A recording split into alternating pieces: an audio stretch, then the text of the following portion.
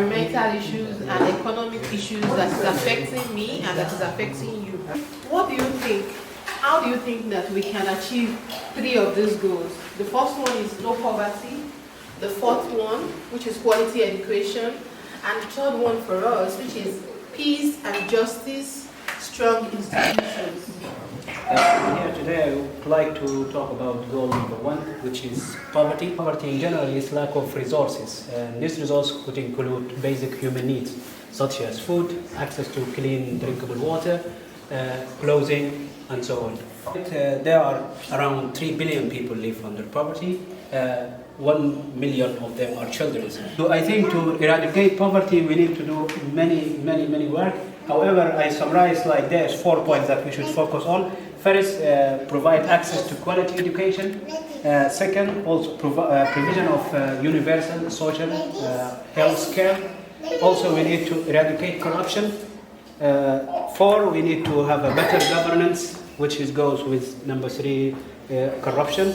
And also empowering communities where we can focus ourselves and shift people that who are living in there. Because you find a community that they have a lot of projects, very good project, but this project never sees the light because it goes to selfish individual politicians that use that money in their favor and leave the community without any access.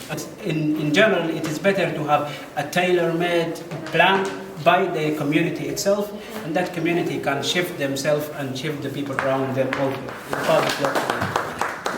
And then for quality education, what can we do to ensure that everybody has access to quality education? Quality education, basically focusing on education of the society, starting with children. It's like focusing on the future of the society in general. One thing that, and grown-up adults or elders think that they are too old to get educated in whatever sector it is. So I think it would be important to, first of all, change that mindset and make them realize that education occurs at, there is 86,400 seconds in a day, basically. They can use these 86,000 seconds to educate themselves on a daily basis, no matter what age they are, no matter what limitations they think they have, because when it comes to education, the first limitation is first our minds, basically, and we need to remove such limitations. Education of a teen, first of all, education is a sort of passing information to someone, like knowing something new, and it's a kind of getting more knowledge. In fact, in businesses and all those things, when you have skills, you should share it with others. You have educated them in that skill or in that business area. So it's a kind of helping them and upgrading them. Bible says, my people perish, lack of knowledge. You see that even God wants us to know Him. Now, knowledge is something very important for the humanity, for people. Because if you don't know, you are confused. Yes. If you don't know, you are confused. Now, knowledge is something very good for humanity. Quality education is very important because it's perhaps the key for the future and for the 17 Sustainable Development Program to this goal, and also for create a business or for help your community. It's a very important. For me, I think everybody should have access to good quality education.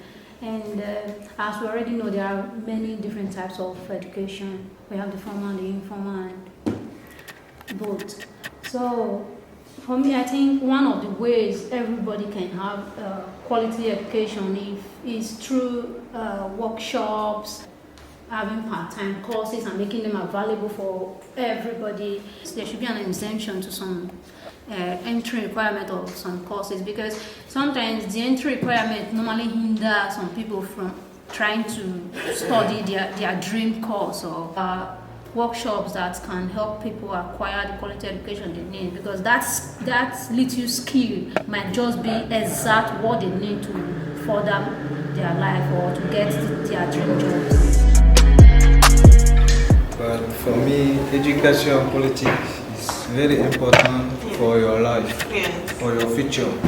If you want to find job, some job, you want to go to hospital, you want to know exactly, you need to speak, you need to learn, you need to practice. And goal 16, which is peace and justice, strong institutions. I think this one is crucial right now. In fact, we have an issue at hand. After here, there's going to be a demonstration about Black Lives Matter. These are the things we are agitating for: peace and justice and strong institutions. What is peace? What is justice? What is strong institution? Peace to me is not the same as peace to Medim, for example, or strong institution. First of all, what is even an institution? So institution can be family related, it can be political, it can be education, it can be anything basically. And the way I define institution is the legacy that we leave once our physical body passes away. If there are no institutions, then it is very difficult to establish peace and justice in a society. So strong institutions actually are maintained through the strict respect of the rule of law, but also the consideration of human rights. We hear a lot of sentences where people say some people are equal and other people are more equal than others, basically. No, the rule of law is the rule of law, basically. Everybody should be for justice, whether it is for them or against them. When it comes to peace now, peace, the way I define it is the capability of living in harmony with everyone around us and everything around us, especially when we disagree. Now that's the hard part, actually. I mean, I don't agree with this politician who is running the country right now, so does that give me permission to go and fire a gunshot at him? Absolutely not, So having that capacity of living in harmony with him within the framework of the law, so the justice institution.